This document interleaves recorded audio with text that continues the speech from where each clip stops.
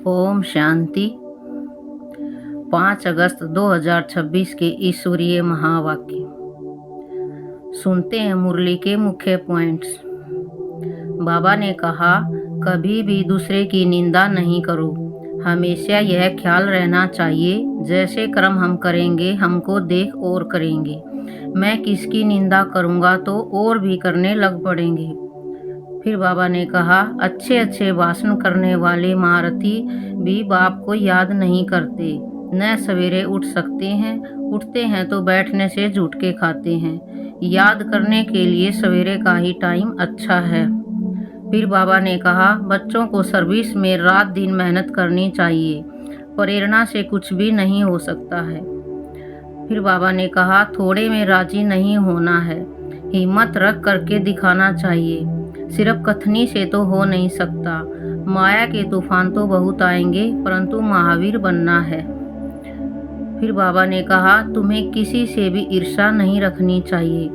कोई का अवगुण आदि देख माथा खराब नहीं होना चाहिए।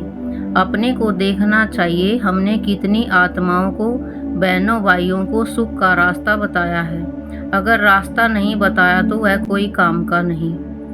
लास्ट में बाबा ने कहा, पुरुषार्थी स्वरूप से सफलता स्वरूप बनने के लिए मन मनाभाव की स्थिति में स्थित रहो, ताकि औरों के मन के भाव को जान उनकी चाहना और प्राप्ति की इच्छा पूरी कर सकें। अब सुनते हैं महावाक्यों को विस्तार से। मुरली का सार।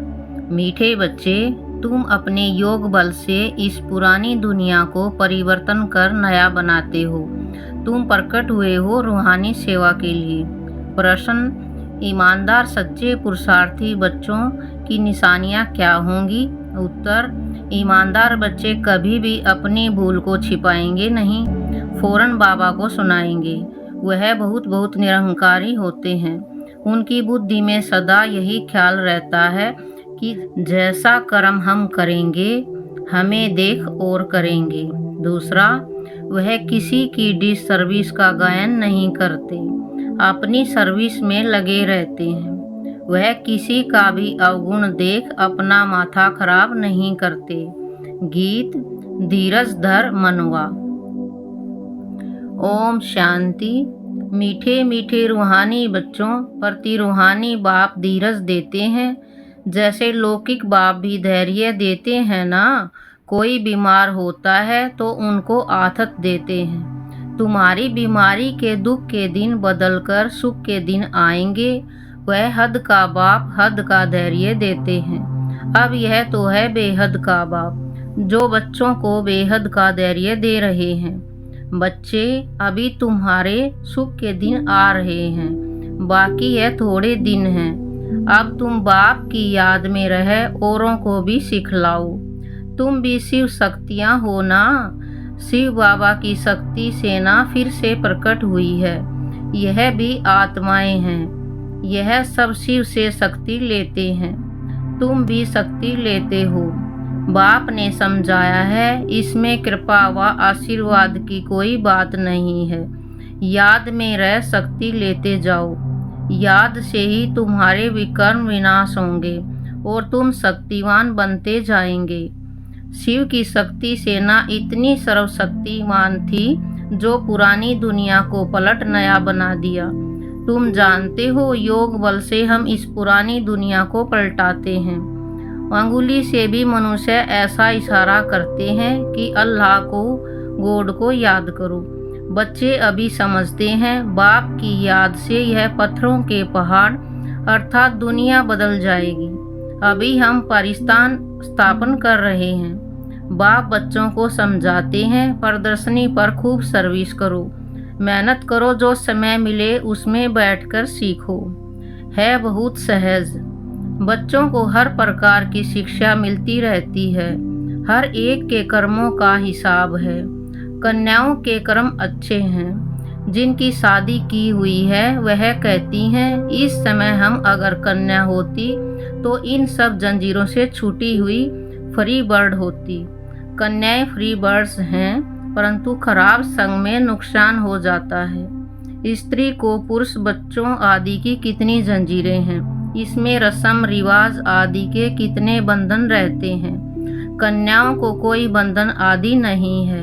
अभी बॉम्बे में भी कन्याएं तैयार हो रही हैं, कहती हैं हम अपने प्रांत को आपे ही संभालेंगी।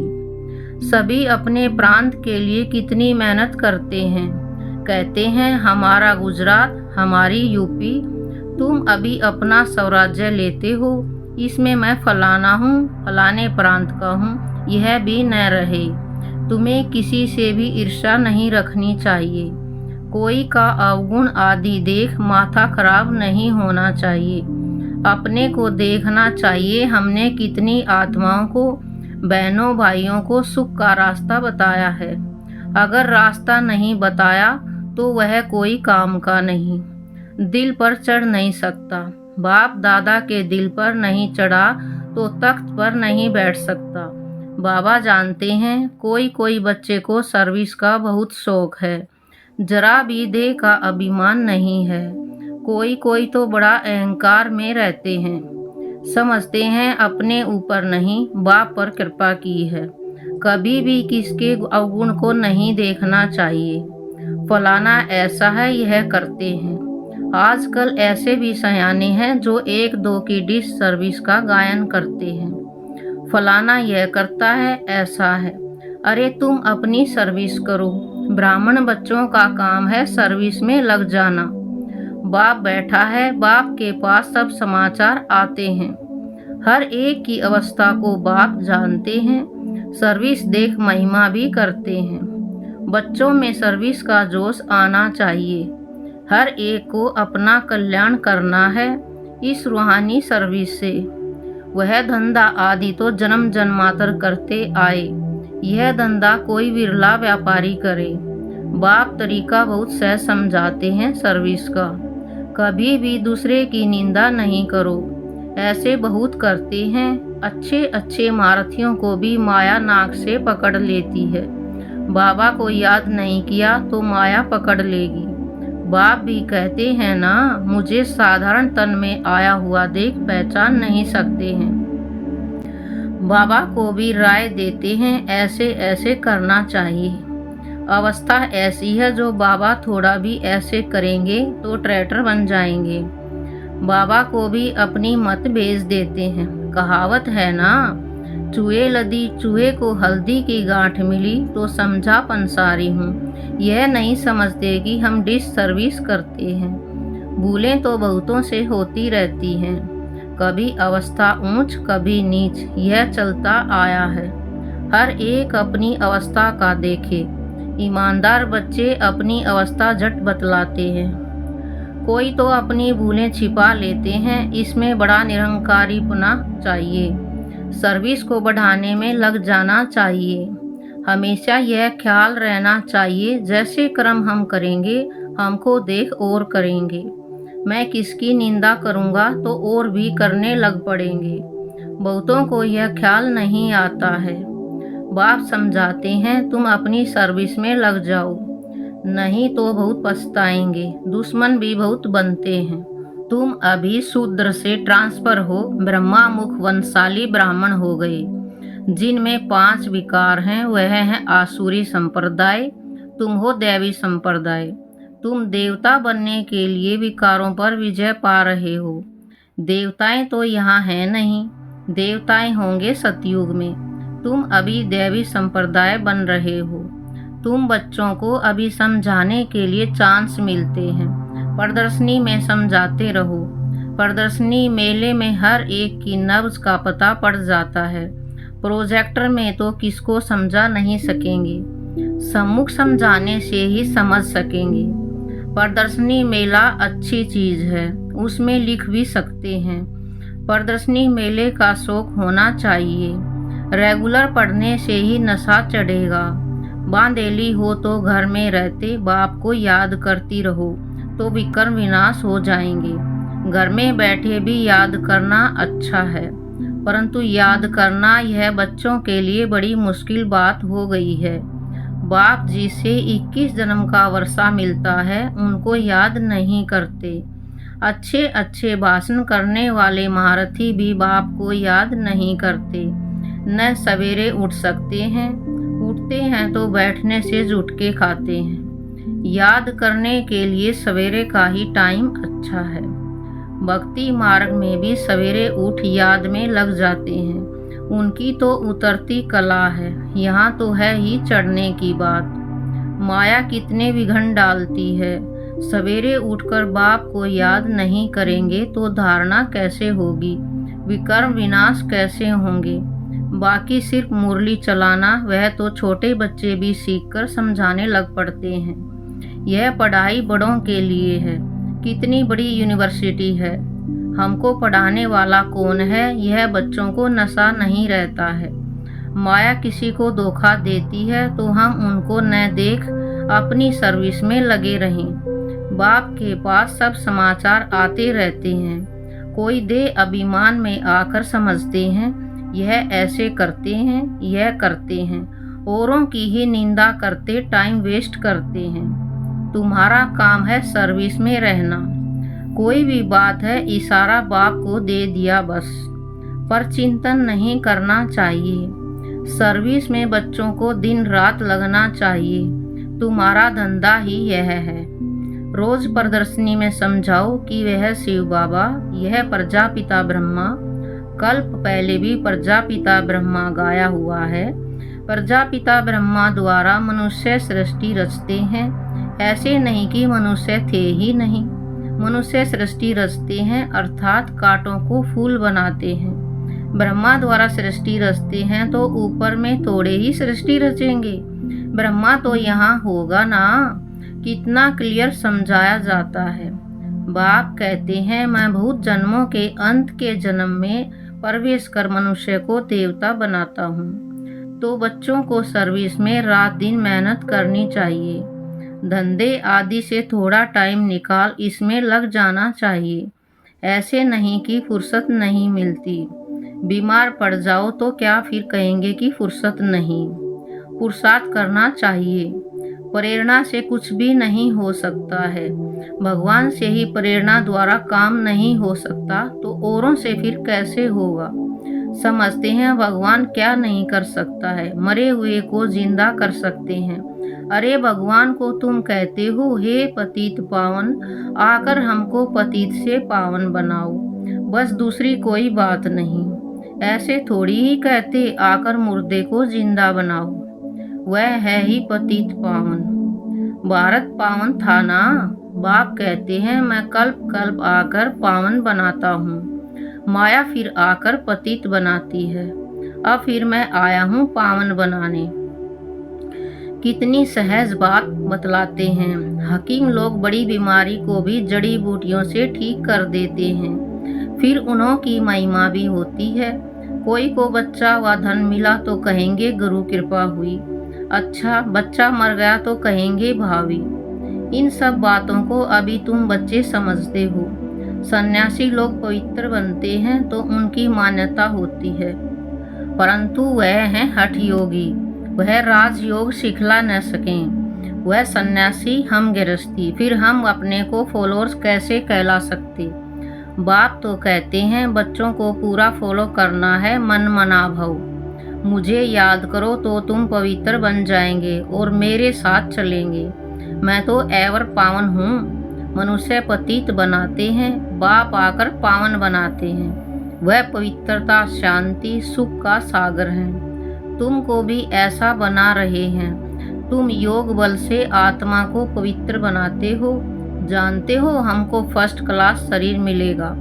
मनुष्य को देवता प्रैक्टिकल में बनाना है। ऐसे थोड़े ही सिर्फ देवताई कपड़ा आदि पहन लिया, अपने पर पूरा ध्यान देना है। देह अभिमान न आए। बाबा हम तो आपसे वर्षा लेकर ही छोड़ेंगे। तुम भी कहते हो हम भारत को श्रेष्ठाचारी बनाकर ही छोड़ेंगे।